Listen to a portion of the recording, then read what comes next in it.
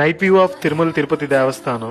ఈ పెయింటింగ్ వైజాగ్ సీతందార్ లో ఒక హౌస్ లివింగ్ రూమ్ లో చేశాను. ఒక ప్రాపర్ రెఫరెన్స్ ఫోటోతో స్టార్ట్ చేసే పెయింటింగ్ కి, ఒక ఐడియా పై డిపెండ్ అయ్యి స్టార్ట్ చేసే పెయింటింగ్ కి చాలా డిఫరెన్స్ ఉంటుంది. క్లయింట్ ఐడియా ఏంటంటే Tirumala Venkateswara Swamy temple outside view and ఆ బ్యాక్గ్రౌండ్ ల్యాండ్స్కేప్, ఆ టెంపుల్ వైబ్ మొత్తం పెయింటింగ్ లో కనిపించేలా పెయింటింగ్ చేయమన్నారు. కొన్ని ఆయన పర్సనల్ గా తీసిన ఫొటోస్ అన్ని రెఫరెన్స్ కోసం ఇచ్చారు. ఫస్ట్ లో ఆ నైట్ వ్యూ, లైట్స్ ఇవేవి ప్లాన్ చేసుకోలేదు. అసలు నిజం చెప్పాలంటే ఫైనల్ అవుట్పుట్ ఇలానే వస్తుంది అని ఏమీ క్లారిటీగా అనుకోలేదు. కంపోజిషన్ స్టార్ట్ చేసి కొంచెం కొంచెంగా కాన్సెప్ట్ డెవలప్ చేసుకుంటూ వెళ్ళాము. టెంపుల్, కోనేరు, ఆ ఘాట్ రోడ్ పైన ఉన్న బ్రిడ్జ్ అండ్ హిల్స్ పైన మనకి కనబడే Venkateswara Swamy face side profile. ఈ పెయింటింగ్ ప్రాసెస్ లో కలర్ చూస్ చేసుకోవడం అనేది very important and crucial step అని చెప్పాలి.